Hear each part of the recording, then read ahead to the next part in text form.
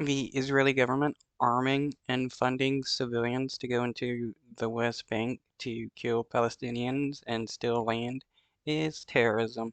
The IDF going into the West Bank, killing Palestinians, raiding houses, um, killing Palestinians to help settlers take land, that is terrorism. And the Israeli government should be completely sanctioned over their actions in the West Bank. If the mansions of this West Bank village look surprisingly grand, that's because Giligili is where Palestinian Americans return to build their dream homes.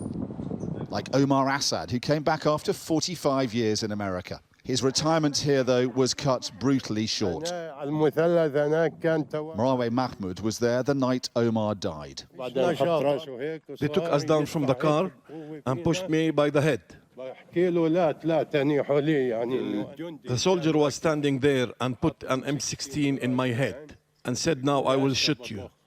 Omar was lying tied up next to him. When the soldiers had gone, he realized he was dead. Wow. Killed a tied up person. How is that not terrorism right there? For the IDF to come in and just kill a person just because they're a Palestinian in the West Bank. What justification can anybody claim to defend the IDF in this situation?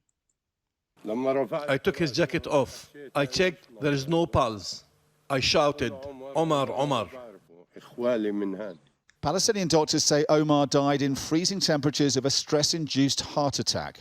An Israeli military report condemned the soldiers' moral failure.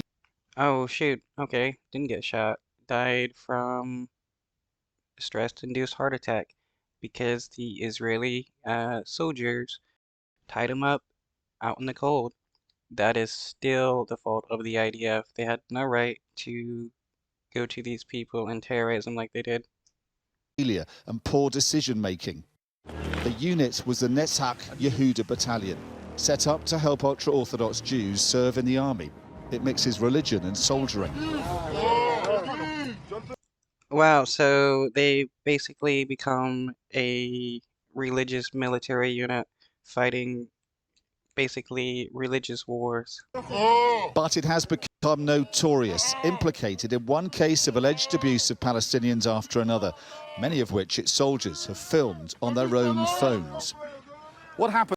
Well, how brazen to film themselves committing war crimes and abuses, though they know very little will happen to them, so that's why they feel so confident in filming their own atrocities. To Omar Assad in this village is far from a one-off. The Netzach Yehuda Battalion is accused of numerous gross human rights violations across the West Bank, from unlawful killings of Palestinians, torture, sexual assault and electrocution of their victims. The US government's Wow, so they're torturing and raping people, and I thought that was something only a terrorist group did. So, yeah. The IDF, especially these people, are terrorists. expected to cut assistance to the Netzach Yehuda Battalion, the first such move against any Israeli military unit. Israel says that's absurd. Its defense minister showing solidarity with the battalion soldiers this week. No one in the world can lecture us on values or morals. But one organisation of ex-soldiers opposed... Yeah, the world can lecture you on values and morals, especially when you say you don't have any morals. ...to the occupation says the Israeli government knows this could be just the beginning of action against its military.